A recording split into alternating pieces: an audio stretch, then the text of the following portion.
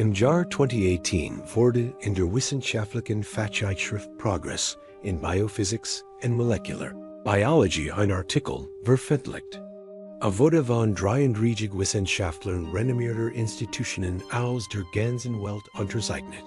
Und in diesem Artikel möchten sie einen Vorschlag, der klingt wie die Handlung eines Science-Fiction-Films. Sie schlagen vor, dass der Octopus möglicherweise nicht von hier stammt. Nicht von hier, im Sinn von nicht aus dem Atlantik oder dem Pazifik. Sie meinten, nicht von der Erde. Die Theorie beginnt als Panspermie, besagt, das Leben oder die genetischen Samen des Lebens in Form von retroviren oder gefrorenem genetischem Material aus dem Kosmos auf unseren Planeten herabgeregnet ist. Als dies Wissenschaftler die plötzliche Explosion en Komplexität im Stammbaum der Kopfüser vor etwa 270 Millionen Jahren betrachteten, konnten sie nicht erklären. Der Octopus erscheint im Fossilienbecken fast aus dem Nichts. Hat keine klare Abstammungslinie, keine offensichtlichen Vorfahren, die sich langsam zu ihm hin entwickelten. In einem Moment ist der Ozean voller einfacher, gepanzerter Lebewesen. Im nächsten gibt es dieses Wesen. Dieses weich, knochenlos, hochintelligent Geschöpf, das scheinbar ein völlig anderes Betriebssystem heruntergeladen hat als der Rest des Lebens auf der Erde. Ob man nun an die Alien-Theorie glaubt oder nicht, ist eigentlich irrelevant. Denn die Wahrheit ist noch seltsamer. Wenn sich der Octopus hier auf der Erde entwickelt hat, dann hat die Evolution entschieden, Intelligenz einmal zu erschaffen. Einmal bei uns, den Wirbeltieren, den Skugetieren, den Wesen mit Rückgrat. Und einmal bei ihnen. Zu verstehen, warum in einem Octopus nichts normal ist, muss man sich ansehen, wie gebaut ist. Wenn man ein Alien entwerfen wird, das auf einer wasserreichen Welt mit hoher Schwerkraft lebt, wird man einen Octopus entwerfen. Beginnen wir mit der grundlegendsten Regel der Biologie, dem Bauplan. Fast jedes komplexe Tier auf der Erde folgt einem zentralisierten Design.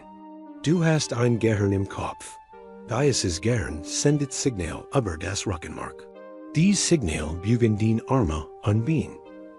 Du bist der Puppenspieler, der die Fäden seines eigenen Körpers sieht. Der Octopus funktioniert nicht so. Der Octopus besitzt eine dezentrale Intelligenz. Hat nicht ein Gehirn. Hat nun. In seinem Kopf befindet sich ein zentrales donutförmiges Gehirn, das seinen Esophagus umschließt, was für sich genommen schon wie ein Horrorgeschichte klingt. Denn wenn ein zu großes Stück Nahrung schluckt, kann sich buchstäblich von innen heraus Gehirnschäden zufügen. Das zentrale Gehirn ist nur ein Teil der Geschichte. 2/3 der Neuronen eines Octopus befinden sich nicht im Kopf. Sie sind in seinen Armen.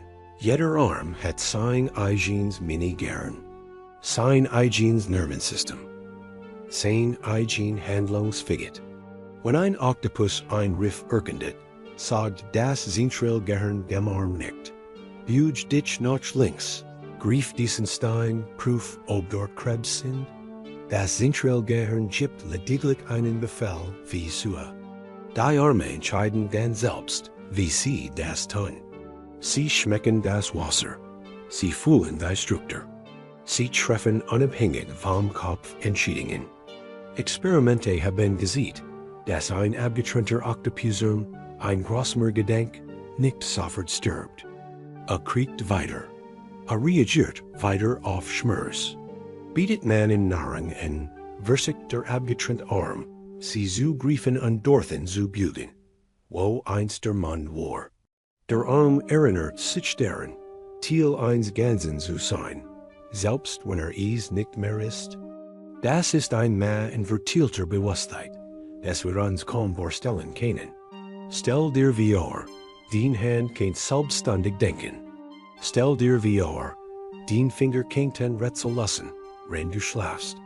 Das ist die Realität des Octopus. Ist kein einzelnes Tier. Ist ein Komödie aus Art Schlangen, die in einem Kopf befestigt sind, und den perfekter, wohnruhigender Einheit zusammenarbeiten. Und dann ist da noch das Blut.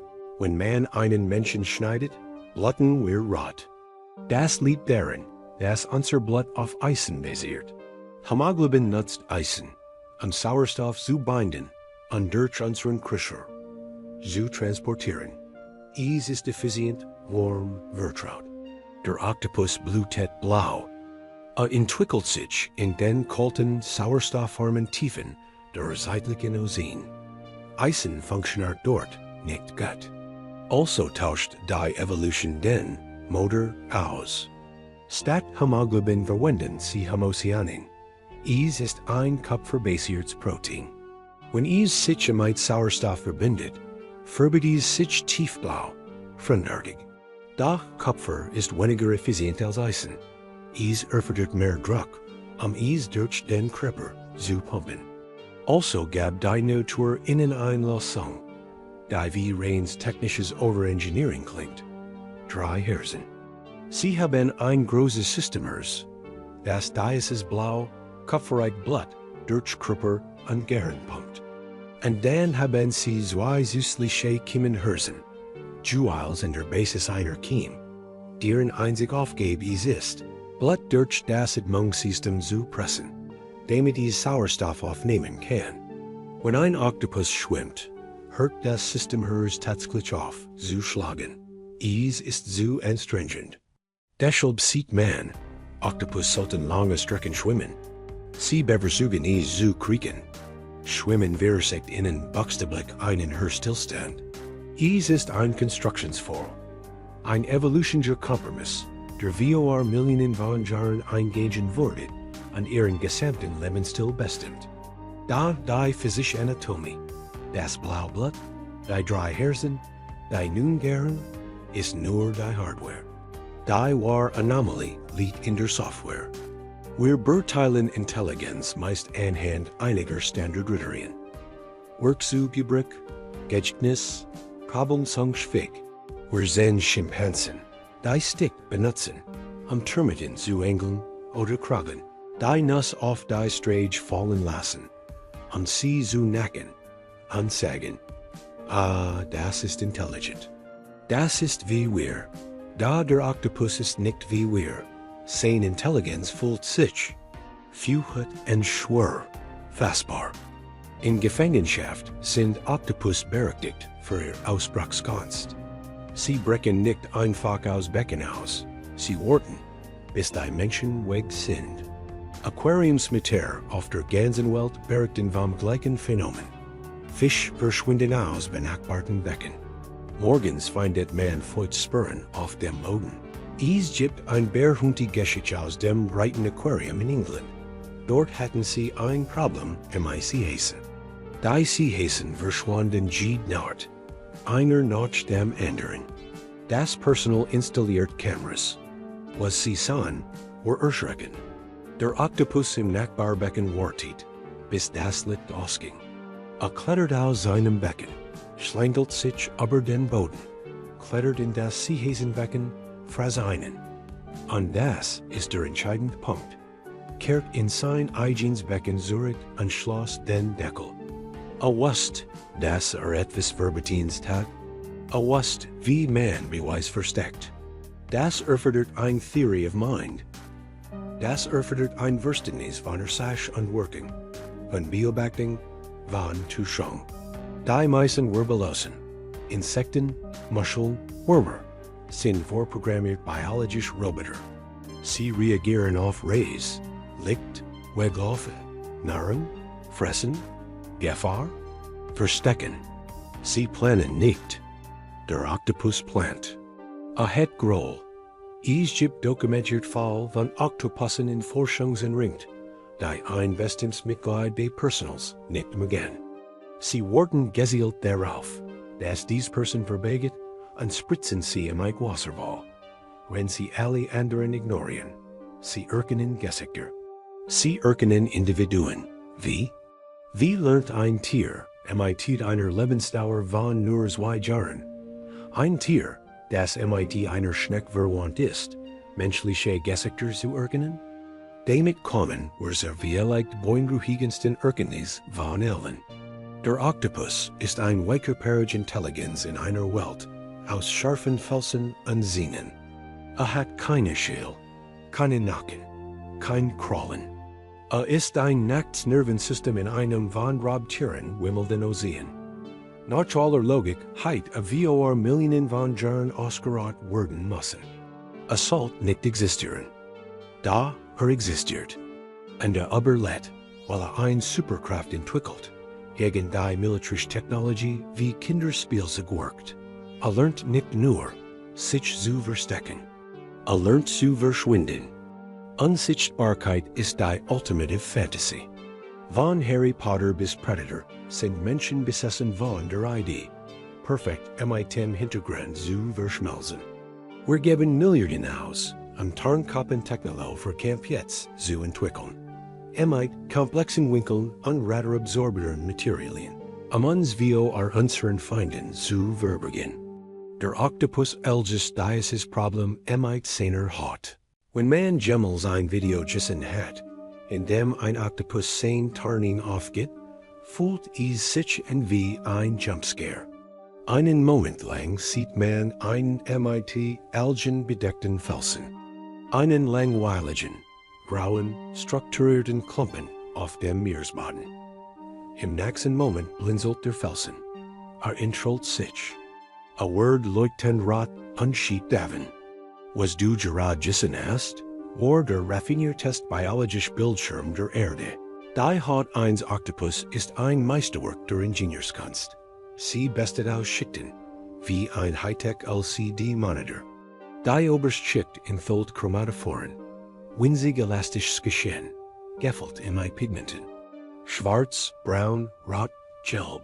Durch das Ausdehnen und Zusammensehen von Muskeln dieses Geschehen kann der Octopus die Farbe seiner Haut Pixel für Pixel verändern. Aber Farbe ist einfach. Chameleons kennen Farbe. Der Octopus kann etwas anderes.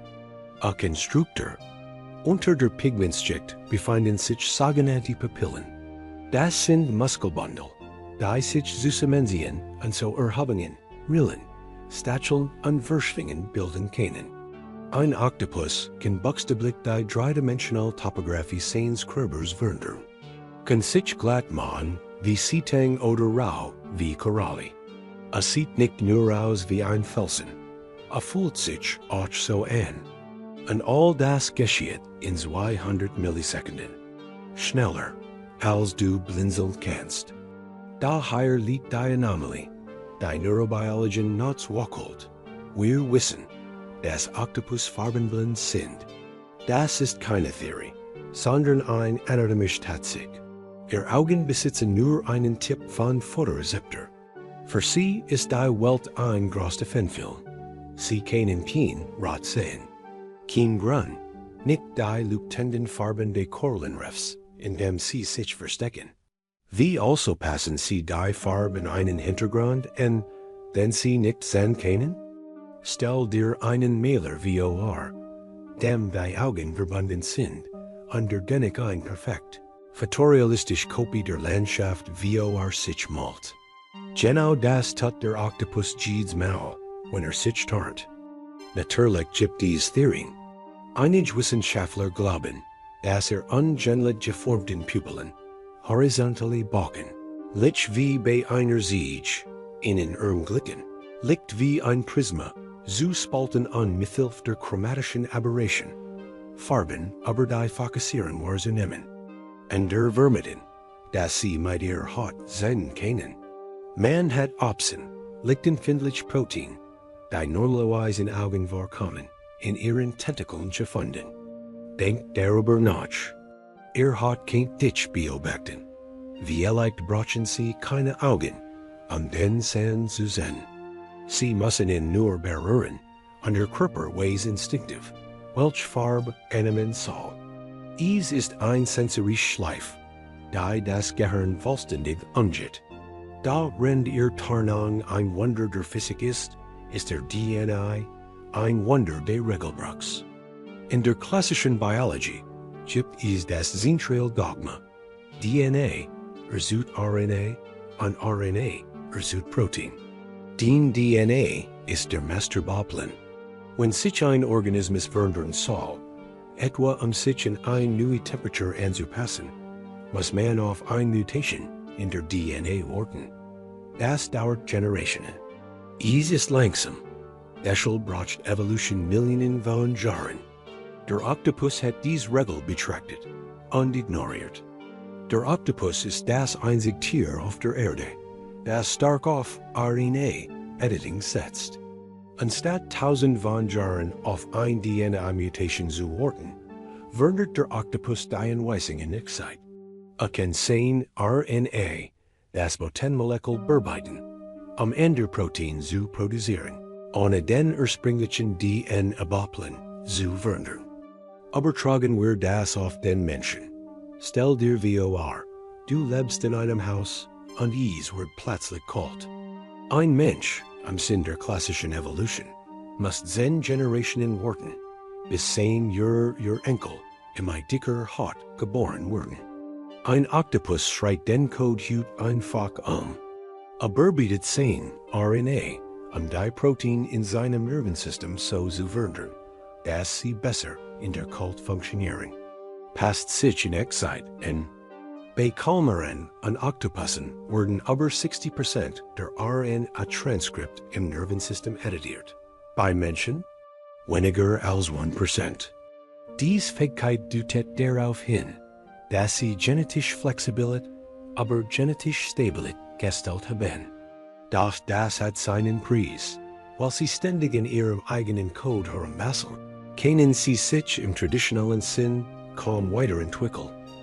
Tatsächlich DNA-Evolution hat sich stark verlangsamt, weil sie Mutationen nicht brauchen. Sie hacken einfach das System, wenn eine neue Herausforderung auftaucht. Es ist brillant. Und es ist vollkommen fremdartig im Vergleich dazu, wie alle anderen komplexen Wirbeltiere funktionieren. Und dennoch gibt es bei all diesen Unterschieden, dem blauen Blut, den 3 Hirsen, dem RNA-Hacking, ein Sache im Octopus, die Boinruhigen vertraut wirkt. Das Auge, wenn man in das Auge eines Octopus blickt, spürt man eine Verbindung. Es ist nicht der glassige Blick eines Fisches, nicht das Zusammengesetz, robotisch Raster eines Insekts. Es ist ein Camouflage, genau wie unseres. Mit Linz, Hornhaut, Iris und Netzhaut. Dies ist eins der berühmtesten Beispiele für konvergente Evolution. Wir, die Menschen, und sie, die Kopffüßer, trennten sich im Stammbaum der Evolution vor über 500 Millionen Jahren. Unser letzter gemeinsamer Vorfahr war ein flacher Wurm, kaum mehr als ein primitives Lebewesen. Und da hat die Natur in völlig unterschiedlichen Umgebungen, getrennt durch ein halb Milliard Jahre Geschichte, das exakt gleichartige Zweimal erfunden. Da bei uns hat die Natur einen Fehler gemacht. Das menschliche Auge ist fehlerhaft. Wir haben einen blinden Fleck. Unsere Nervenfasern liegen vor der Netzhaut und blockieren einen Teil des Lichts. Sie müssen sich bundeln und durch die Rückseite des Auges zum Gehirn sehen. Dadurch entsteht ein Loch im Sichtfeld, da unser Gehirn mit Vermutungen füllt. Das Octopus-Age hat diesen Fehler nicht. Ihre Nervenfasern liegen hinter der Netzhaut. Sie haben keinen blinden Fleck. Ihr Sehen ist panoramisch und ununterbrochen. In einem reinen Ingenieurswettbewerb ist das Octopus-Age dem menschlichen überlegen. Die Evolution hat es beim zweiten Mal richtig gemacht. Wir haben es also mit einem Wesen zu tun, das ein besseres Auge hat als wir. Ein Wesen, das seinen eigenen genetischen Code umschreiben kann. Ein Wesen, das sich vor aller Augen unsichtbar machen kann. Es wirkt wie der perfekte Organismus, als müsste es den Planeten beherrschen. Warum tut es das nicht? Warum gibt es keinen Unterwasserstadt, bei von Octopussen gebaut wurden? Waarom starten sie keine Raumfahrzuge? Waarom verstecken sie sich in Halen, und furchten alle und high? Die Antwort ist tragisch. Die Natur, dab dem Octopus die Hardware eins Gottes, aber auch einen Flutsch, der ihn auslicht, bever sie Gemmels vollständig nutzen kann. Einen biologischen Killswitch, der tief in seiner Existenz verankert ist. Sie werden als Wesen geboren, unsterben jung. In der Biologie gibt es ein Konzept namens Cultural Accumulation. Menschen sind intelligent, aber nicht allein. Wir sind intelligent, weil wir von unseren Eltern lernen. Wir gehen zur Schule. Wir lesen Bücher, die von Menschen geschrieben wurden, die wir Hunderten von Jahren gestorben sind. Wir stehen auf den Schultern von Giganten. Wird man ein menschliches Baby allein in einem Wald zerklassen, wird es wieder die infinitesimalen erfinden, noch ein Rakete bauen. Es wird ums Überleben kämpfen finden. Unsere Stärke in Steph durch die Weitergabe von Wissen über Generationen hinweg. Der Octopus hat nichts davon. Jeder einzelne Octopus, den du gesehen hast, ob ein Rätsel ist die, ein Glas verniet oder aus einem Becken entkam, hat das vollständig allein rausgefunden. Sie werden allein geboren. Das Weibchen legt 1000 von Eiern, und bei vielen Arten beschützt sie mit ihrem Leben. Sie hört auf zu fressen. Monatelang, manchmal jahrelang, fatschelt sie Sauerstoff über die Eier, verteidigt sie VOA rübern und zehrt dabei langsam aus. Wenn die Eier schlüpfen, ist die Mutter tot oder im Sterben. Die jungen Octopus kommen aus Wesen zur Welt. Sie haben keinen Lehrer, keinen Beschützer. Sie sind winzig, mikroskopisch Partikel in einem feindlichen Ozean. Sie müssen lernen zu jagen, sich zu verstecken, ihr Tarnau einzusetzen und zu überleben, als von Grund auf. Stell dir vor, jede menschliche Generation muss das Feuer und das Rad neu entdecken. Wir werden niemals Fortschritt machen. Wir werden niemals eine Zivilisation aufbauen. Das ist die Tragödie der Octopus. Sie sind gefangen in einer Schleife aus Brillanz und Auslöschung. Aber es wird noch schlimmer. Die Lebensspan eines Octopus ist erschreckend kurz. Der gemeine Octopus lebt nur 1 bis 2 Jahre. Der Riesenpazifische Octopus, der Grot von allen, vielleicht 3 bis 5 Jahre. Für ein Tier mit diesem Maß an Intelligenz ist das ein großer Witz. In der Natur gibt es normalerweise eine Korrelation. Intelligent Tiere leben lange. Elefanten werden 70, Whale 100, Papageien 80, Menschen 80. Ein komplexes Gehirn braucht Zeit. Zeit zu lernen, zu wachsen, sich zu entfalten. Der Octopus hat das Gehirn eines Genies und die Lebensspan eines Hamsters. Das erschafft ein Wesen, das mit unglaublicher Geschwindigkeit lernt, Informationen aufsaugt, Problem löst, eine Persönlichkeit entwickelt. Und dann, genau auf dem Höhepunkt seiner Intelligenz, genau in dem Moment, in dem es beginnt, die Welt zu verstehen, stirbt. Und die Art, wie sie sterben, ist grausam. Es nennt sich Senescence. Es ist kein Selbstsalter. Es ist ein vorprogrammiert Selbstzerstörungsens. Wenn ein Octopus die Geschlechtsreife erreicht und sich paart, wird ein Drus in seinen Augen, die Optikdrus, aktiviert. Sie überschwemmt den Körper mit Hormonen, die einen schnellen, selbstzerstörerischen Würfel auslösen. Das Verdauungssystem stellt seine Arbeit ein. Das Immunsystem bricht zusammen. Hat entwickelt Lesionen. Sie verlieren die Fähigkeit, sich zu regenerieren. Bei den Menschen geschieht dies nach der Paarung. Sie treiben davon, werden apathisch und werden oft von Rübern gefressen, weil sie schlicht aufhören, sich zu verstecken. Bei den Weibchen ist es noch herzerreichender. Wenn sie ihr Eier bewatchen, beschleunigt sich die Selbstzerstörung. In Gefangenschaft haben Forscher versucht, sie zu retten. Sie Versikten, die Mutter zu futtern, Wunden zu behandeln. Da die Mutter verweigern die Nahrung. In extremen Fun wurden sie dabei beobachtet, wie sie sich selbst Hautstücke brissen oder die Spitzen ihrer eigenen Tentakel abissen. Es ist, als hätte die Nieder Angst davor, was geschehen wird, wenn ein Octopus so lange lebt. 1977 führt ein Wissenschaftler namens Jerome Wodinsky ein Experiment durch. Entfernt die Abteikdrüsen eines weiblichen Octopus, der sein Eier bewacht. Das Ergebnis? Sie starb nicht. Sie verlieh ihr Eier, begann wieder zu fressen und lebt weiter. Sie wuchs weiter. Sie blieb intelligent. Doch entscheidend war, sie hat den Fortpflanzungszyklus durchbrochen. Das deutet darauf hin, dass Tod nicht einfach unvermeidlicher Verschleiß ist, sondern eine aktiv biologische Entscheidung. Die Natur will, dass sie sterben. Warum? Vielleicht, weil sie so effizient sind. Ein Spitzenpredator, der verschwinden kann, sich durch Schlüsselkers winkt, komplex Problem helst an seinen eigenen genetischen Code verbietet, war möglicherweise so giftig für das Ökosystem, wenn 50 Jahre leben dürft. Stell dir einen riesen pazifischen Octopus vor, der ein halbes Jahrhundert lang weiter wuchs und lernt. Aber unaufhaltsam.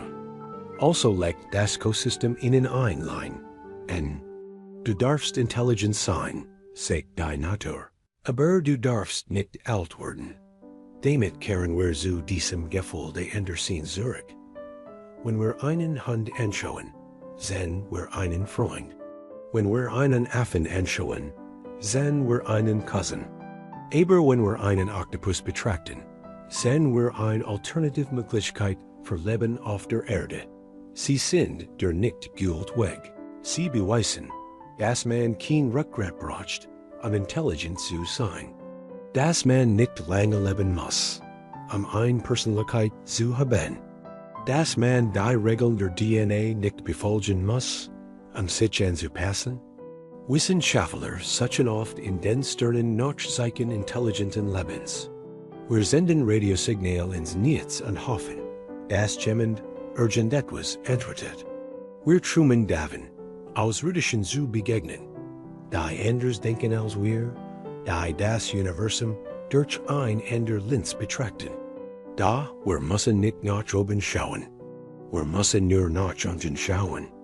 Unter den Wellen in der Stille der Riffs gibt es einen Geist, der uns beobachtet.